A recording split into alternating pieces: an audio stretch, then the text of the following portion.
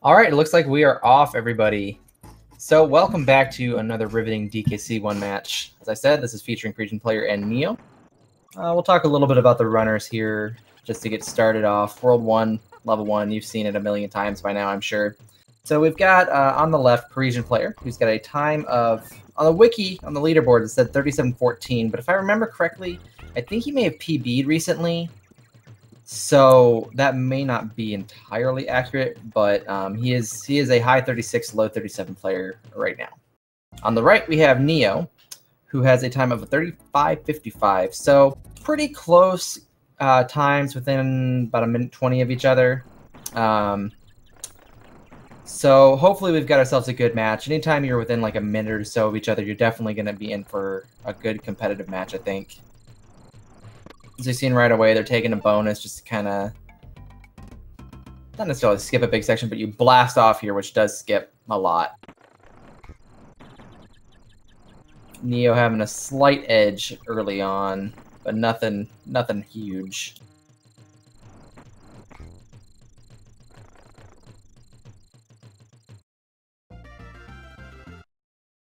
Let me ask how you guys are doing tonight. Are you excited to have another great match in this tournament? We've got another one.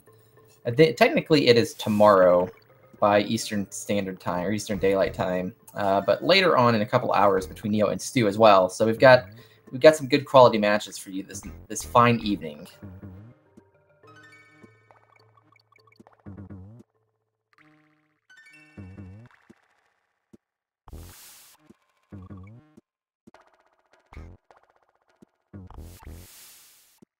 All right, you see them pretty much clear that level with relative ease. Parisian having a little bit of trouble with the tires, but nothing bad.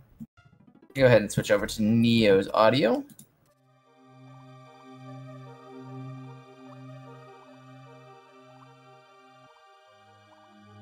We'll see if that worked. If not, that's fine. They're very close together, so it's not a big deal.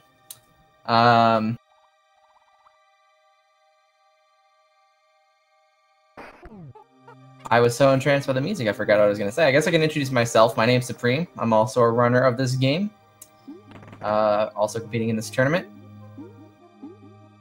Yeah, unfortunately, they don't pick up a boulder with relative ease.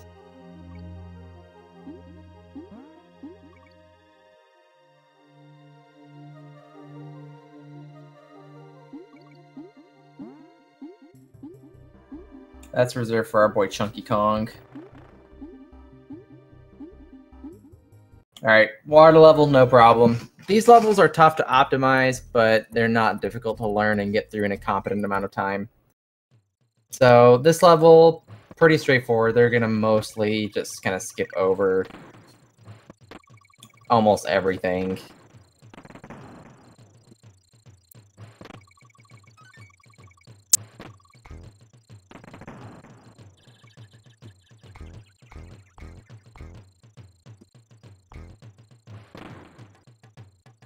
Yeah, Worlds 1 and 2, pretty straightforward in this game. If you have any questions about anything you see him do, like that hit, that was unfortunate. You do have to kind of repress Y kind of late in that roll, otherwise it'll kind of die right at that enemy. But if you have any questions, let me know. I figure most of you, if you've been here for some of these matches, you've probably heard a good bit about them. You probably hear a good amount about the tech. But we have almost exactly synced World 1 there. That slight mistake by Neo basically just evened the playing field.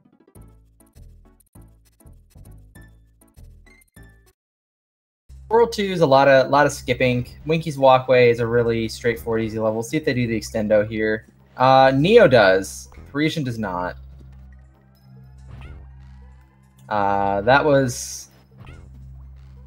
That's just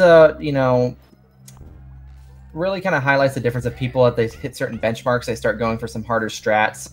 That extended roll is not super hard, but if you miss it, you could just zoom past the bird and into the pit instead of onto the plank. And for those not familiar with kind of the terms I'm using, extendo or extended roll is basically exactly what it sounds like. You have a roll that goes on longer than one normally should, and that's done by basically letting go of Y at certain points and repressing at certain points. to basically chain together rolls or string them out a little bit longer than you normally would. So we'll see. Neo's going to go for crawl space jumps, you can see here, but he's going to have to wait this one out because he took some tire bounces. And he's going to use this. Oh, he missed it. So if those are executed properly, what you can do is you can basically skip a cycle of the bees. You don't have to wait for them to pass over or pass through like the end of their cycle. You can slip past them before they catch you. But it is a little bit tough. It's something that, you know, most runners have trouble with every now and then. But that's really the high point of World 3 was Bouncy Bonanza. The next few levels are going to feature skips, or I guess warps to the end. Stop and Go, I guess, has a little bit of cool tech where you use you're able to just roll through those enemies in order to just kind of zoom past them because they obviously aren't affected. They don't like to play red light, green light. This warp exists in the game. Like, this is not the warp itself is not a glitch, but the technique used to get to the warp is a glitch. And this is going to be called a super jump, which is done by storing the jump height from that hit that he took at the start of the level. And he's going to use that stored height to reach a warp barrel you normally can't reach without grabbing a tire from a little bit later in the level. And again, they're just going to be able to roll through something that normally would cause them damage. And we're on to Neki. So Neki is one of the very few instances of RNG in this game where he's positioned higher or lower. It really doesn't add up to much time in the long run unless you take a hit there. That's unfortunate. But he will be able to get Donkey really early in the next level, and it is important that he does. Both looked like pretty average. They had some lower spawns and some higher spawns. Nothing. It wasn't going to make a huge difference in the first place, and it's, you know, just pretty much a wash. So he's got to grab Donkey here, and he's got to hurry himself over to this next ledge. And whoop, there's a barrel. That warp barrel only exists with Donkey. And you only have a couple of seconds to get over there, so you can't really fiddle around if you need to get Donkey.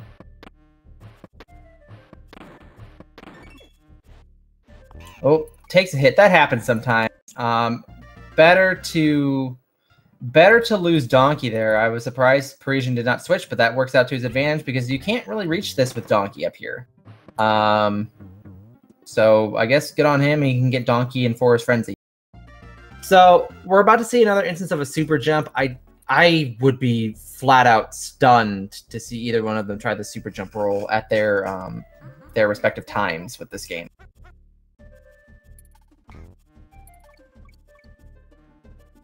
So you're going to see... Oh, no! What happened? Neo did not get it. That's huge. He's going to have to replay. Yep, there we go. So yeah, what Parisian's done there is he once again stored the height from the damage he took with Diddy.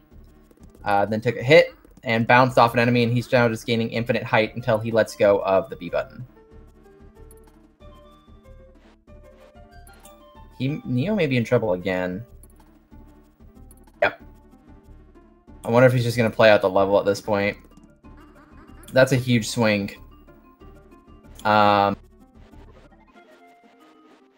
So what happened the second time I was able to catch,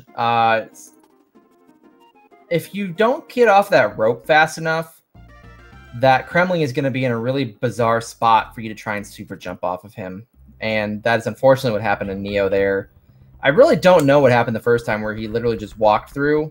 I was watching Parisian, but it looked like he may have had a similar issue.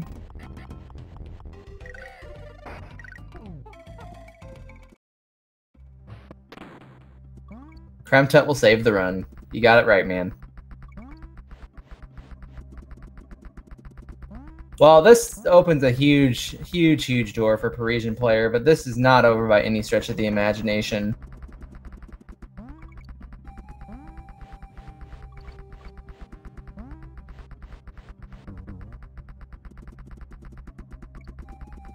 All right, Parisian gets espresso. Oh, wait, he died. Oh, no, this is not good. Parisian covers this level with relative ease so far. He's pretty much at the end here. Just got to get past this next jump, and we're done.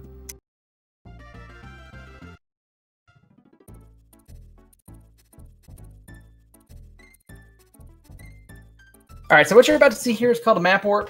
What he's going to be doing is he's going to be looking for a corner on the World 1 map, and it is going to send him to the end of Ranked and Gank. Second try, very good. Not much time lost from that, off of an optimal first try. Playing a little bit safe with the barrel. So basically, you stop at the corner for 1 frame before you start moving in the next direction. And if you hit any face button, really... Oh, another death from Neo. It's just infinite happening here in Forest Frenzy. But yeah, if you hit on that 1 frame where you have where you stand on the corner, from what I understand, it's just the way that the game is programmed. Oh, there goes on guard. This is... Oh, wow. Good recovery. All right, Neo has quit the race, it looks like.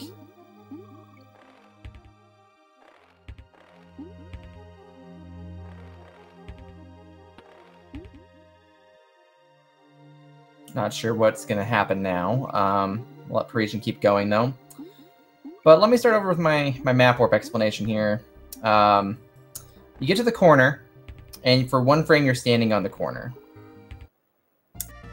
If you hit a face button or start on that frame, it'll send you to basically a bonus exit. And my understanding is that's just kind of how the game structures the maps and the level entries. Yeah, very, very unfortunate situation here. Sometimes you just get that infinite and it becomes really tough to carry on. This game can be very, very brutal to run.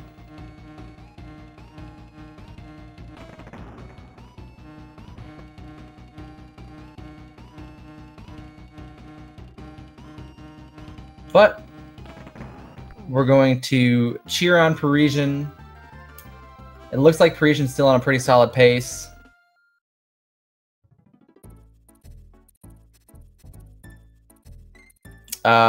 Got stuck in an infinite in Forest Frenzy.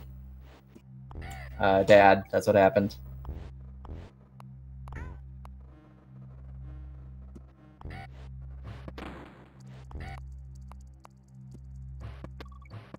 So Snow Barrel Blast, honestly, as far as I know, it's one of the kind of the first really difficult casual levels for a lot of people, especially at the ending, if you don't know about the little cheesy shortcut. An infinite is basically what I call it if you just kind of get stuck and you get stuck in this chain of deaths in the same spot or in the same level.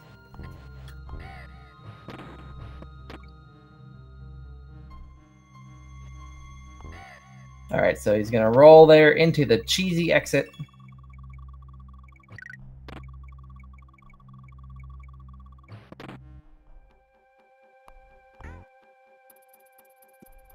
All right, we're moving on here to our second to last warp of the game.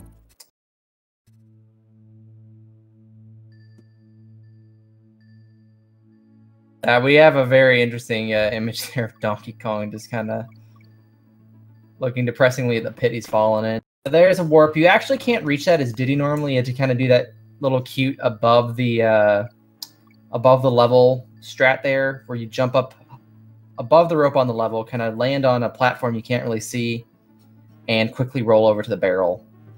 You can't reach that as Donkey normally, but it's faster to do it this way than to swap and swap back, because if you're Donkey, you're dead, as we always say.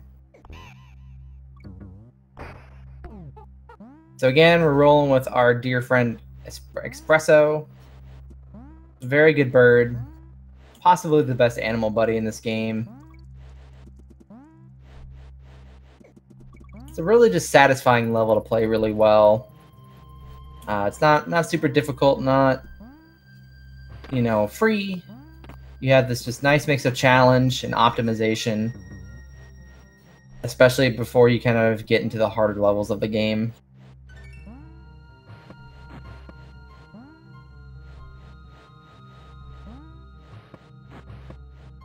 On guard is a better animal buddy overall, but in this game, he can be really wonky to control. Neo has a second race tonight, and I have not heard that he will not be doing it. So he may just need time to cool off after that.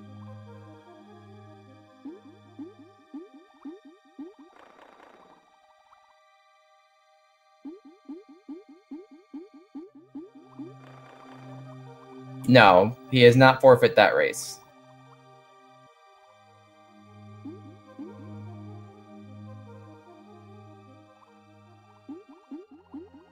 No, I think he's, it's just frustration. Happens to everybody. Especially on a level like Forest Frenzy that, for the most part, runners don't play normally. We normally super jump over it, but there was troubles there leading to having to play the regular level. And when you don't know the level because you haven't played it normally in years, that's just something that happens. But we've got some good jams right now with some aquatic ambience.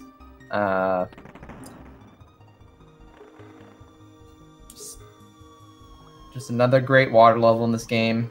Very long one, unfortunately, but that means you just get more of the music.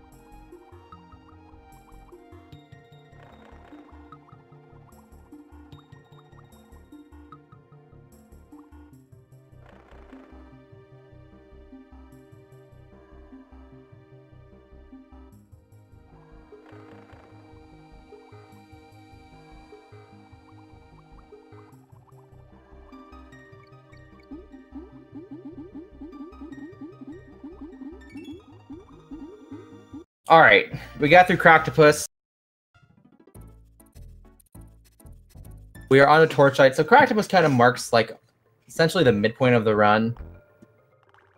And kind of where the game starts to ramp up from a speedrun perspective. There's a few tough levels kind of scattered across the first few worlds, but now we're down to only one warp left in the game in World 5. Boy, the emulator really does stuff here, doesn't it? Torchlight at an optimal level is actually a really difficult level to learn and to grasp. Parisian playing it fairly safe and kind of just cruising right through it.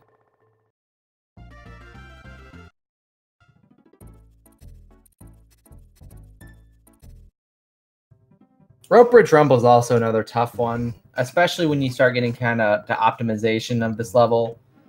You see a lot of tire rolls. You'll see a lot of riskier strats. There's some of the... I don't expect Parisian to go for the riskiest stuff in this level.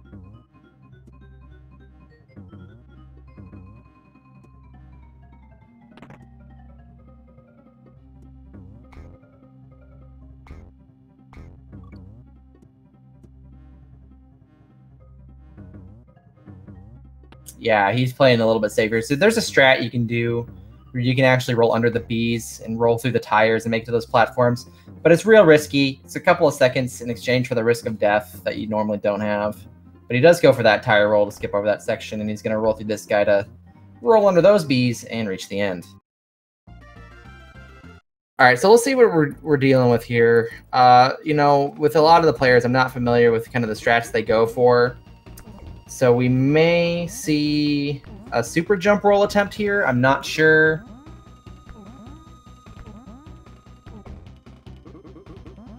He's not losing Donkey here. So the old strat before the super jump roll existed was to tank a hit with Donkey after you hit him after 3 bounces, and he actually goes. He doesn't bounce. He won't bounce 4 times. He'll go straight into his vulnerable phase.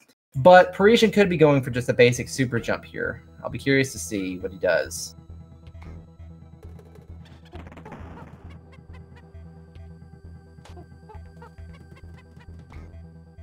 He does just do a super jump, okay.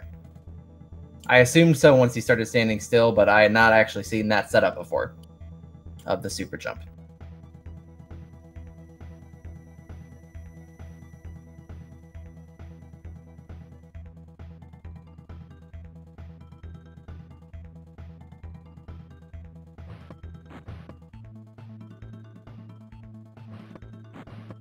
So this is a really nice safety. This is slower than just playing the level normally, but this is a very dangerous level if you're not fully familiar with it.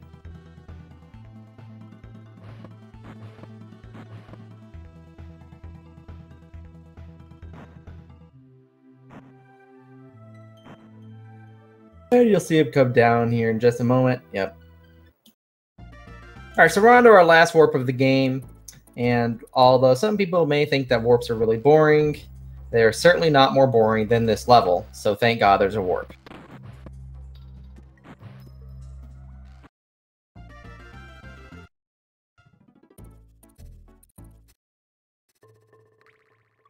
Let's see what we got here in Elevator Antics. This is another kind of ramp up the difficulty level.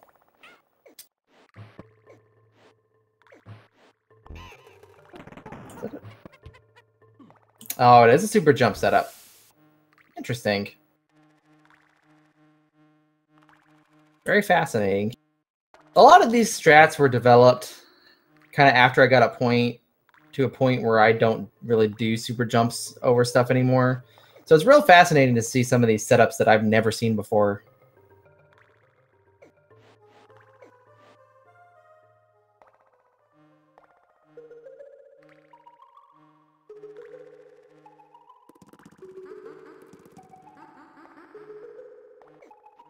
And again, a lot of these are typically slower than playing the level normally. Forest Frenzy is really the only exception. This seems like a dangerous place to come down. Okay, he's up above the level. Oh! Oh! Oh no! That's unfortunate. Again, since I'm not familiar with the super jump, I have no idea what the intended plan was there. My guess is that he let go of the jump button, which is what was storing his height, before he meant to or after he meant to, and he wasn't sure of his positioning.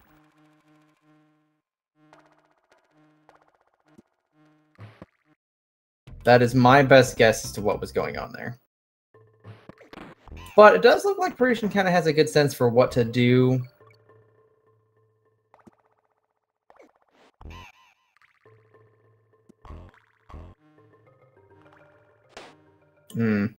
That's unfortunate. Also, mildly impressive that he didn't hit the B, but still managed to fall in the gap. This game's very weird like that.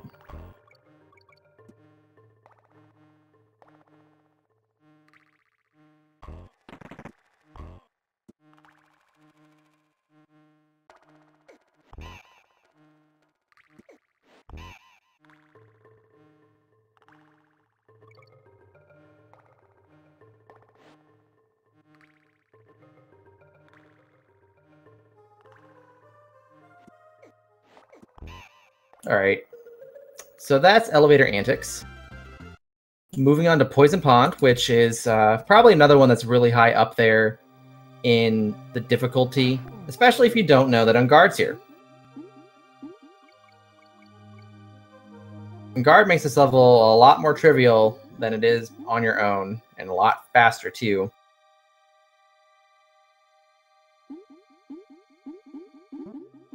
So it's very, very, very detrimental to you to lose Unguard here.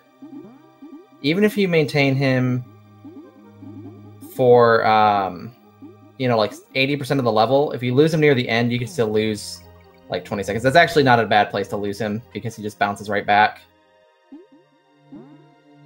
Any place from here on out is really, really bad.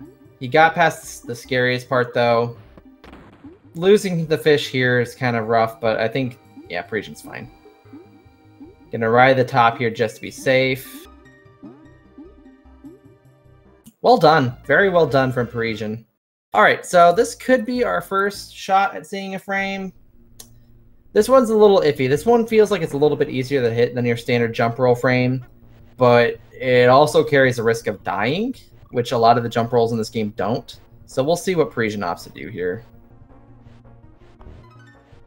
He just plays it safe, which I cannot blame him at all.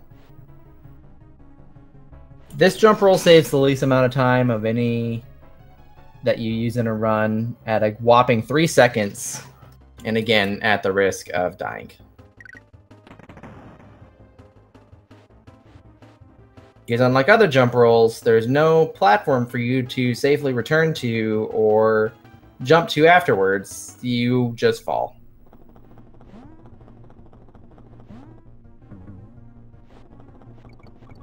Yeah, this level's pretty straightforward. Learning that trick where you go through the air with Diddy is actually pretty easy. The important thing to remember is when you start with Donkey, you can't roll into the cart. You have to just run off the ledge and into the cart. And then you simply hold B at first when you're coming out of the cart, I think. You can just enter that cartwheel state.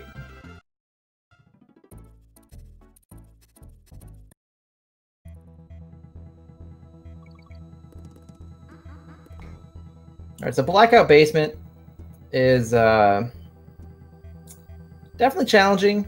It gets a lot easier as you learn the level. It kind of, to me, is a middle of the pack level difficulty wise for a speedrun. Region gonna opt for the halfway point. Obviously, I'm pretty sure he's not well aware of what's gone on. So taking appropriate safeties where he feels needed.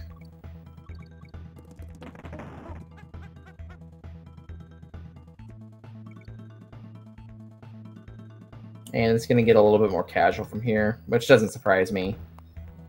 The ending of this level can be a real bear if you're not familiar with what to do.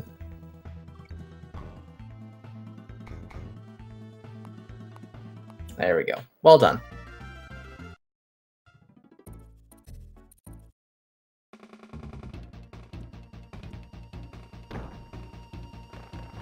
Boss Dumb Drum. I don't know what there really is to say. Pretty straightforward boss. You can make this a little bit faster by jumping into the enemy just like that. Although on this next phase, you have to be really careful. If you do it too fast, he will take a hit. So you see, he takes a big jump, a big stalling jump to jump onto that first crab trap, and then jumps into the second one. So you switch to Donkey here because he can damage these in the air by jumping on them. And he's also more useful for the last hit, which are armadillos.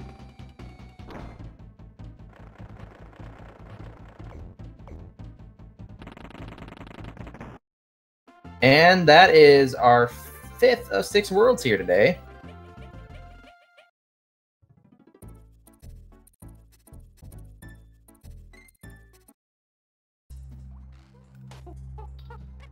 All right, so we are now at what I assume is going to be our first go at a jump roll. Saw Parisian practicing this earlier, so I anticipate that he will try to at least do Bird Tut, which is the less time save of the two, but is the far, far, far easier trick to pull off. And for those that don't know, it's called Bird Tut because you do the jump roll off of a bird, and the level is Tanked Up Trouble, or Tut for short.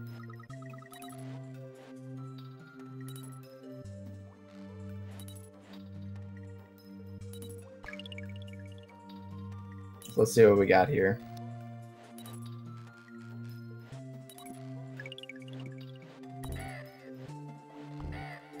Oh no! He had it, and he jumped out of it. Oh, that's unfortunate.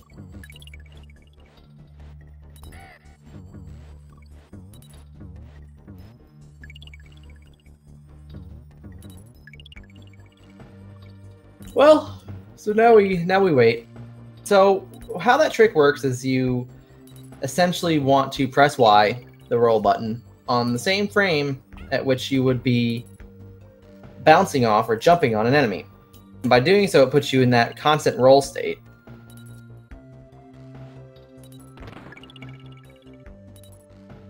And bird touch takes about 42 seconds over playing this normally, so missed opportunity, but obviously Parisian's in no trouble here in this race. So let's see what else we got. So if you guys don't know Parisian Player actually is well known for playing games at double speed, particularly the Donkey Kong Country games. Little, I don't want to call it a gimmick, but it's their favorite kind of stream activity is playing like Donkey Kong Country 2 at double speed. And I think Parisian also does Donkey Kong Country at double speed as well. Alright, so we're done with Tut. We're moving on to Mana Commencers. Yeah, this is going to be a super jump. Not surprising. Except you're not supposed to lose. Oh wait, we might be fine still. There we go. Okay. The old super jump setup that kind of came about the time that, like, I used the super jump for a while, but it was kind of about the time I started phasing them out. The one that was originally developed had you actually super jump off that beaver. There seemed to be damageless ones. Normally a super jump, at least we used to think, required having that Kong take damage like you saw in Forest Frenzy. It turns out there are actually ways to do it damageless, which is what we saw there.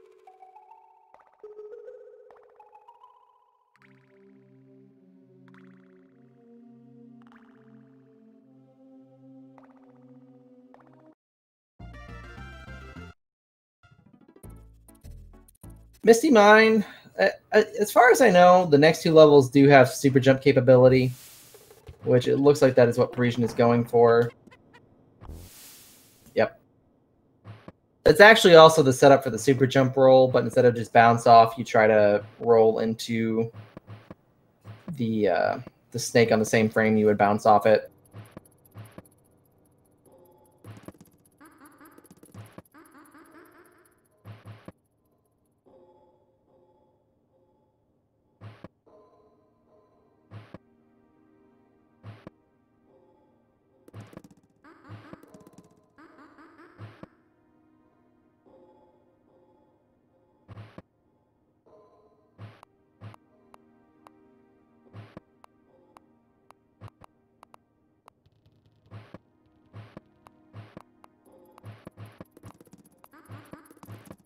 And we're coming up on the end here.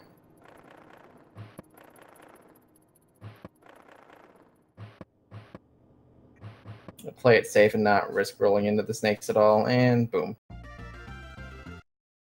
Alright, so Loopy Lights, I believe there's a super jump setup here as well. I don't know if Parisian goes for it.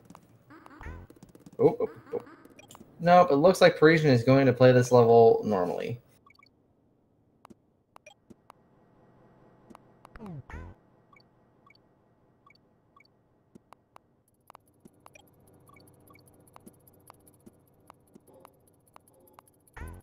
This is probably, as far as levels go, other than the auto scroller, this is probably the easiest level in World 6. Okay, alright, we're fine. We're fine. Whew. You wanted that tire to get the light barrel, and then it would despawn.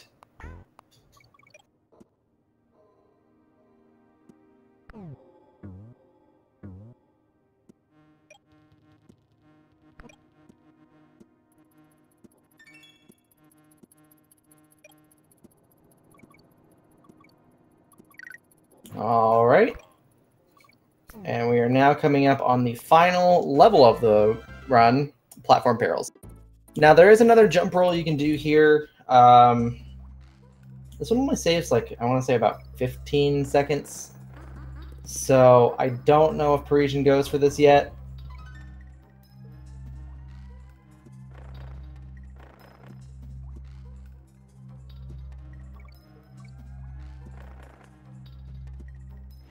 Let's see what we got. Setup, yep, looks like it. Did not get it though, a little too early.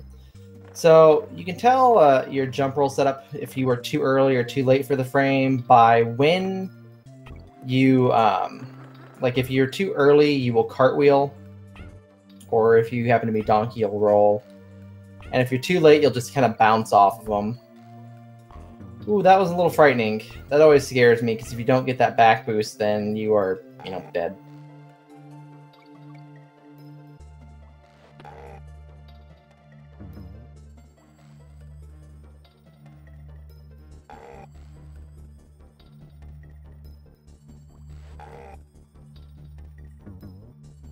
Alright, just roll into these guys, and that was actually pretty well played.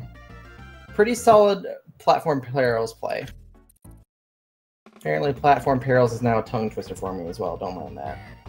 Alright, we got our boy Neki again, except I think this is Master Neki Sr. now. Apparently Daddy is not very happy with beating up on Junior Bird. But the only difference is he just spits more stuff at you.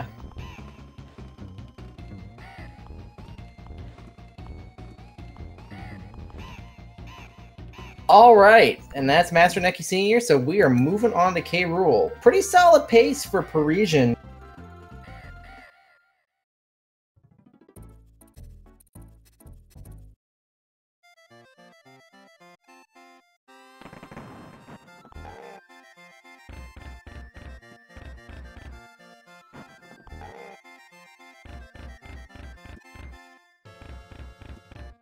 So K. Rool, pretty standard boss. Not super difficulty. The difficulty comes in if you're trying to optimize and you're trying to get it to where he's, as less downtime between throwing the crown and jumping on him as possible. That can get real tricky.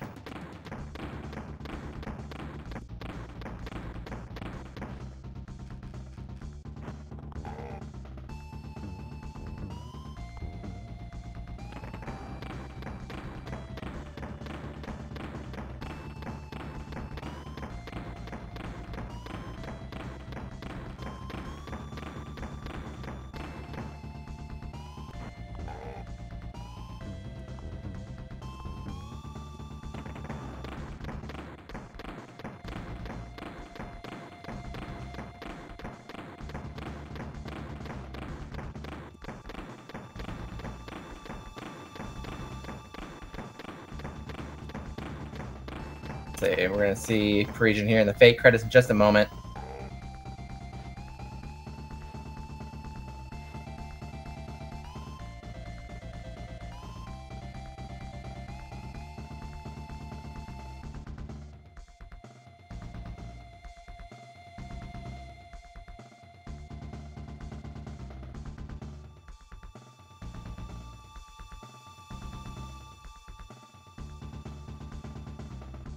All right, we are wrapping up here. Looks like it's going to be kind of a high 38, I think, for Parisian, mid-high 38.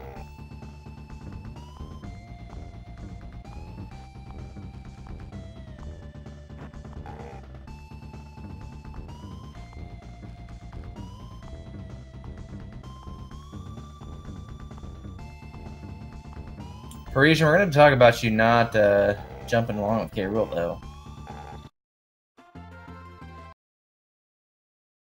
All right. Oh. Oops, audio cut.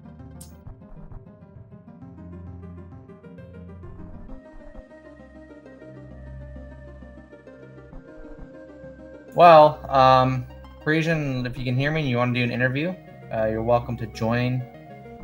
Oh, background music is playing. That makes sense why I can't hear it then.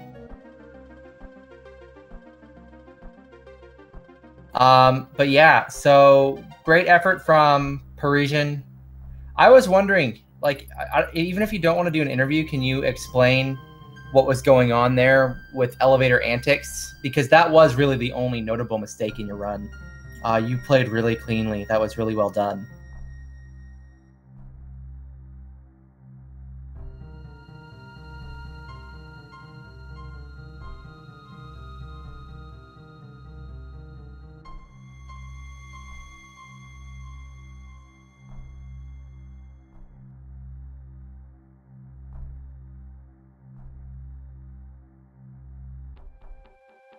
Hello. Hello. Hey. How's it going? Weird run, but yeah, first it's too bad that the race could not happen the way it should have. But yeah.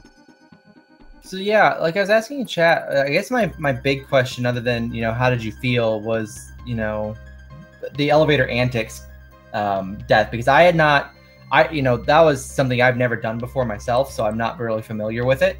But could you kind of walk us through what happened? Yeah. So my visual cue with that setup, when to release B, you have a sequence of 4 ropes. You have to release when the 4th is about to disappear, and I released just slightly before, and I thought it was probably still okay. I had little doubt, but and then when I saw that I was not going through, I was like, oh, come on, I need to die now.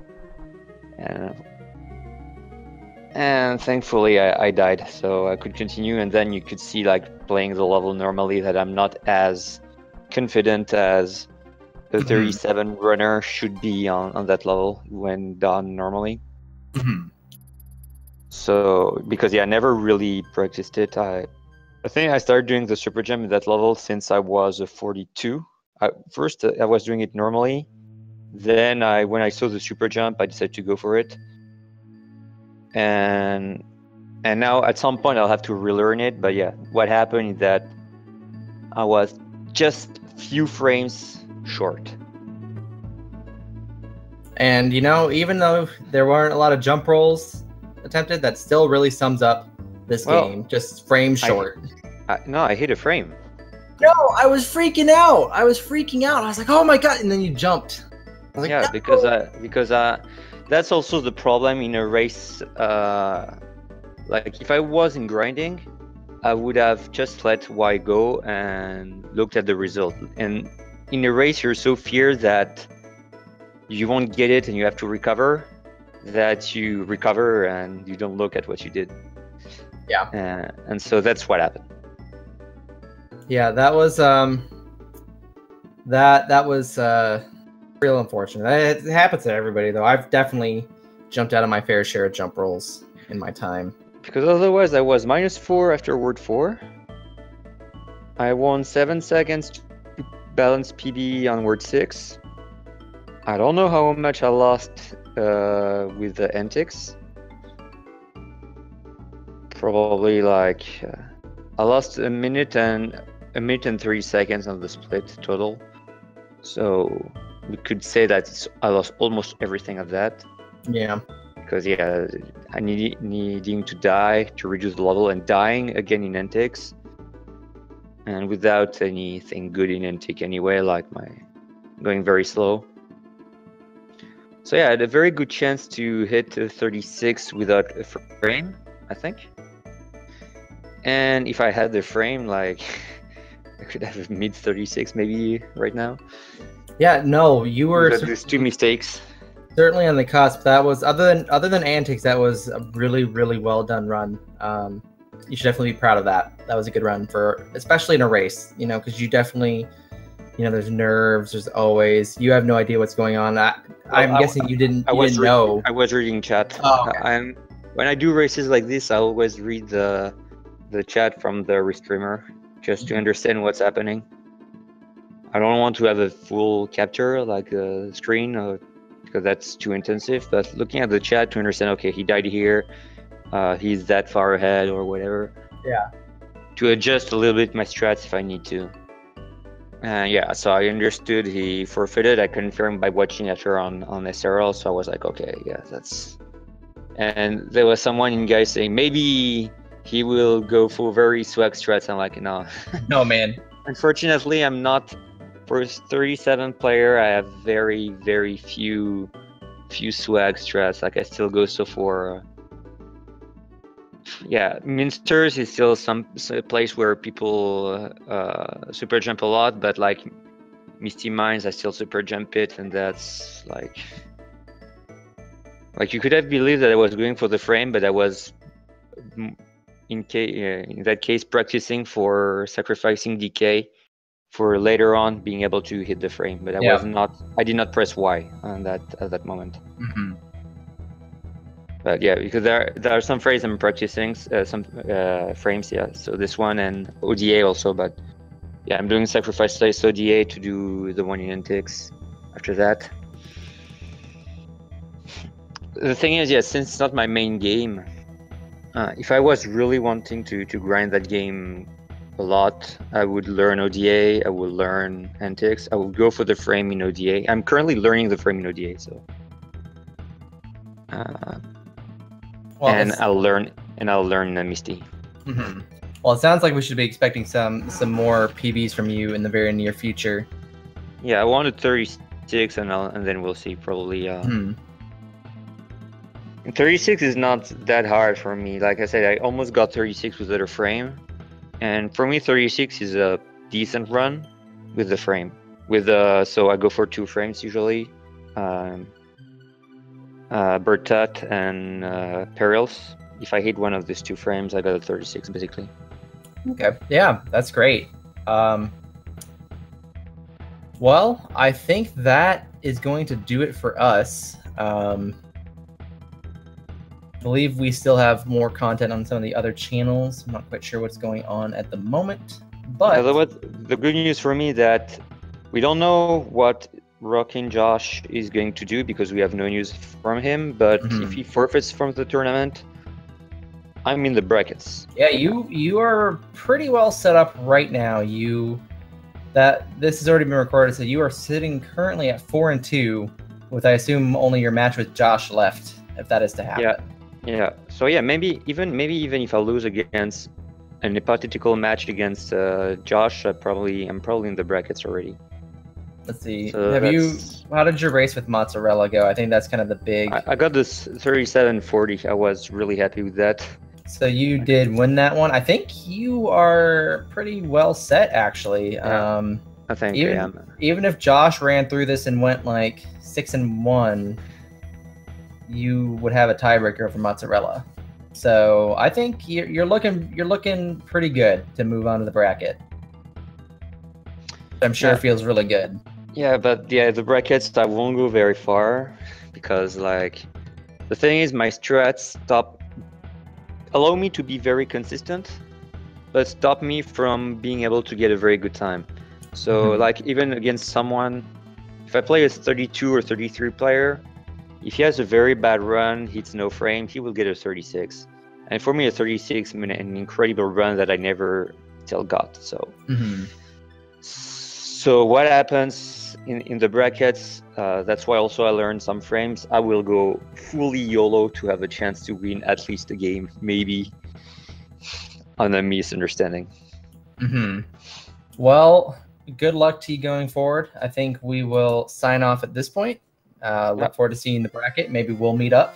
And yeah, thank you all for enjoying the race, coming out, supporting. Make sure you support the runners. And thank you for commentating. Yeah, no problem. Pleasure as always, everybody, and I hope you all have a great night.